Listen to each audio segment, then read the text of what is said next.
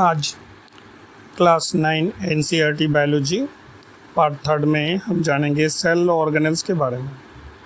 प्रत्येक सेल के चारों ओर एक मेम्ब्रेन होता है जो उसके भीतर के पदार्थों को बाहरी वातावरण से अलग करता है, अर्थात ये सेपरेट करता है, अलग करता है।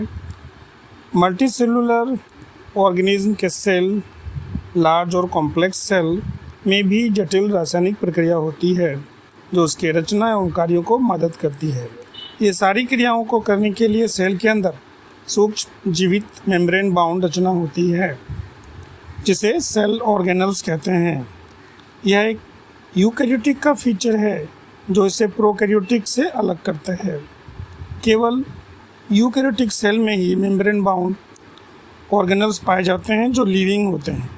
ये सारी सूक्ष्म ऑर्गेनल्स यानी रचना केवल इलेक्ट्रॉन माइक्रोस्कोप से ही देखी जा सकती है, क्योंकि ये इतनी सूक्ष्म होती है कि इसे हम कंपाउंड माइक्रोस्कोप से नहीं देख सकते।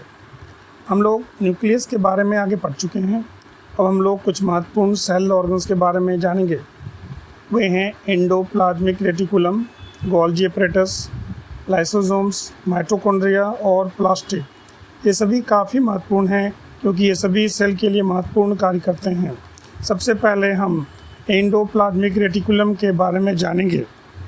एंडोप्लाज्मिक रेटिकुलम ट्यूब की तरह रचना है जो मेम्ब्रेन से घिरी होती है। यह सेल के भीतर नेटवर्क बनाती है जो साइटोप्लाज्म से न्यूक्लियस में पदार्थों के परिवहन में मदद करता है।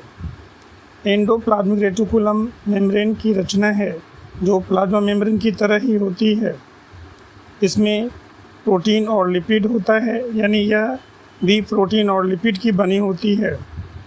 एंडोप्लाज्मिक रेटिकुलम दो प्रकार का होता है, रफ एंडोप्लाज्मिक रेटिकुलम और smooth endoplasmic reticulum. Rough endoplasmic reticulum इसकी सतह रुखड़ी होती है क्योंकि इसकी सतह पर राइबोसोम्स पाया जाता है। यह सभी एक्टिव सेल में पाया जाता है और प्रोटीन बनाता है। यह राइबोसोम द्वारा बना प्रोटीन सेल की आवश्यकता अनुसार उसके विभिन्न भागों में भेज दिया जाता है। दूसरा है स्मूथ एंडोप्लाज्मिक रेटिकुलम। यह फैट या लिपिड मॉलिक्यूल्स बनाता है जो सेल के लिए महत्वपूर्ण होता है। इसमें कुछ प्रोटीन और लिपिड सेल मेम्ब्रेन बनाने में मदद करते हैं।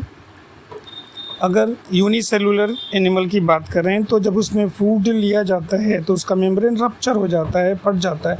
ऐसे में हम देखेंगे कि वह रप्चर मेम्ब्रेन को फिर से रिपेयर किया जाता है। तो लिपिड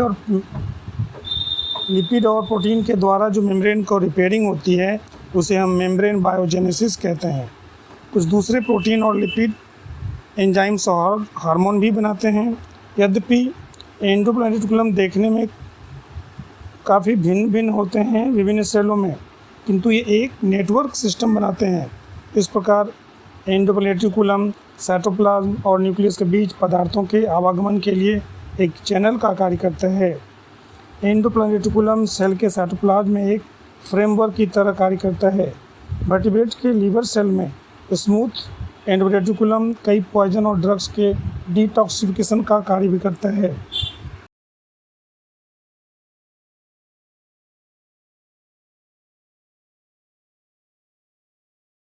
दूसरा सेल ऑर्गेनल्स गोल्जी कॉम्प्लेक्स है। सर्वप्रथम कैमिलो गोल्जी ने गोल्जी एपरेटस के बारे में बताया। इसे गोल्जी कॉम्प्लेक्स, गोल्जी बॉडी या गोल्जी एपरेटस भी कहते हैं। यह चपटे थैले सी रचना है जो एक के ऊपर एक पैरेलल रूप में पाई जाती है। इसे सिस्टर्नी कहते हैं। यह एंडोप्लाज्मिक रेटिकुलम से मेम्ब्रेन द्वारा जुड़ी रहती है। यह सेल मेम्ब्रेन से जुड़कर कॉम्प्लेक्स सेलुलर मेम्ब्रेन सिस्टम बनाता है। गोल्जी एपरेटस एंडोप्लाज्मिक रेटिकुलम में बने पदार्थों को पैकेट बनाकर सेल के भीतर या सेल के बाहर भेजता है। कहने का मतलब है कि गोल्जी एपरेटस का मुख्य कार्य फूड का पैकेजिंग करना है। गोल्जी एपरेटस स्टोरेज, मॉडिफिकेशन और पैकेजिंग का कार्य करता है। कुछ स्थिति में यह कॉम्प्लेक्स शुगर को सिंपल शुगर में बदल देता है। गोल्जी एपरेटस लाइसोसोम्स बनाने में भी मदद करता है। तीसरा सेल ऑर्गन्स है लाइसोसोम्स। लाइसोसोम्स रचना में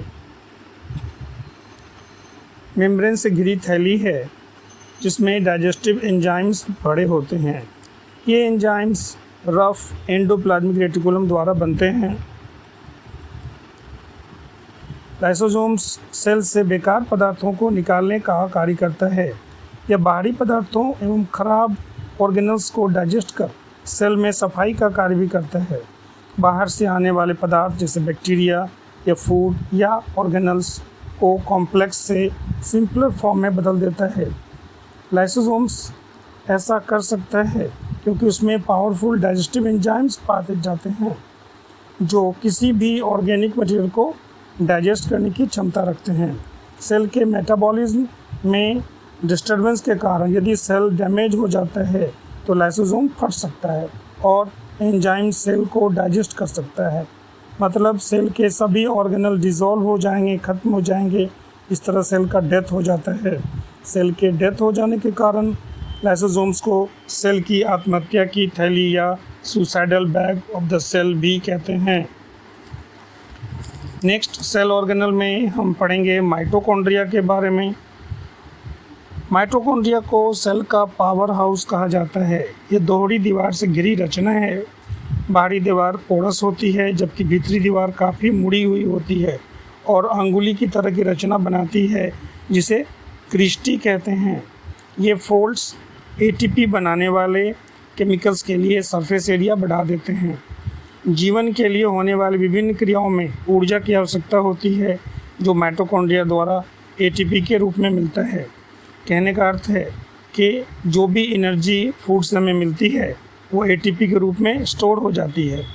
इसी कारण माइटोकॉन्ड्रिया को power house of the cell भी कहा जाता है। एटीपी को सेल का एनर्जी करेंसी भी कहते हैं।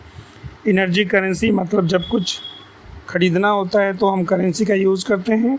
इसी तरह एनर्जी के लिए भी एटीपी टूट जाता है और शरीर को ऊर्जा मिलती है। शरीर विभिन्न कार्य करने और नए केमिकल कंपाउंड बनाने के लिए भी एटीपी के रूप में स्टोर्ड एनर्जी का उपयोग करता है। माइटोकॉन्ड्रिया एक विचित्र ऑर्गेनल्स जिसका अपना डीएनए और राइबोसोम्स होता है, इसलिए माइटोकॉन्ड्रिया अपना प्रोटीन बना सकता है। इसी कारण माइटोकॉन्ड्रिया को सेमी ऑटोनोमस ऑर्गेनल भी कहा जाता है। आगे सेल ऑर्गेनल में हम प्लास्टिड के बारे में पढ़ेंगे। प्लास्टिड्स केवल प्लांट सेल में पाया जाता है।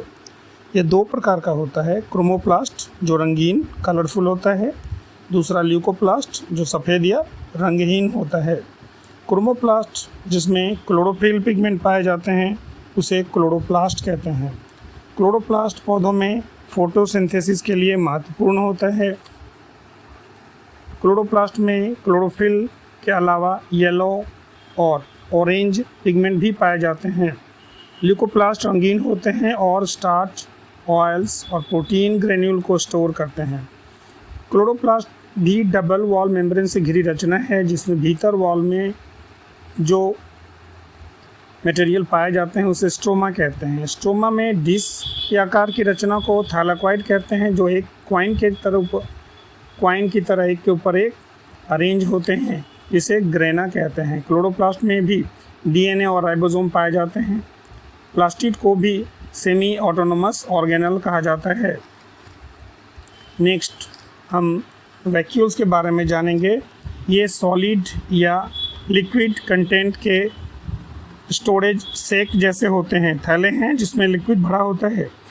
एनिमल्स में वैक्यूल्स एब्सेंट होता है किंतु यूनिसेलुलर में छोटे आकार के वैक्यूल्स पाए जाते हैं, जबकि प्लांट सेल में लार्ज साइज का वैक्यूल होता है। कुछ प्लांट सेल्स सेल वॉल्यूम का 50 to 90 यानी 50 से 90% तक होता है। प्लांट सेल में वैक्यूल्स सेल सेप से भरा होता है और सेल को टर्जिडिटी और रिजिडिटी देता है। कहने का मतलब एक फ्रेम बनाता है। तो प्लांट सेल में वैक्यूल्स के कारण भी शेप होता है। प्लांट सेल के लाइफ के लिए कुछ महत्वपूर्ण पदार्थ वैक्यूल्स में स्टोर होते हैं, जिसमें अमीनो एसिड्स, शुगर, अनेकों ऑर्गेनिक एसिड्स, कुछ प्रोटीन भी पाए जाते हैं। अमीबा जो सिंगल सेल का होता है उसमें फूड वैक्यूल्स में फूड पाया जाता है जिसे अमीबा ग्रहण करता है। यूनिसेलुलर एनिमल में वैक्यूल्स एक्सेस वाटर और वेस्ट मटेरियल भी निकालता है, जिसे ऑस्मोल रेगुलेशन कहते हैं। इस प्रक्रिया के द्वारा अपने सेल को मेंटेन करता है, नहीं तो उसका सेल बस्ट हो जाएगा, फट जाएगा।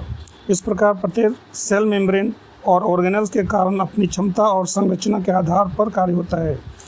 इस तरह सेल की एक आधारभूत संरचना बेसिक स्ट्रक्चर होती है। यह सेल को रेस्पिरेशन, पोषण, बेकार पदार्थों को बाहर निकालने या नए प्रोटीन के निर्माण जैसे कार्यों में मदद करता है। इस प्रकार सेल लिविंग ऑर्गेनिज्म का फंडामेंटल स्ट्रक्चर यूनिट है। यह basic fundamental unit of life भी कहलाता है।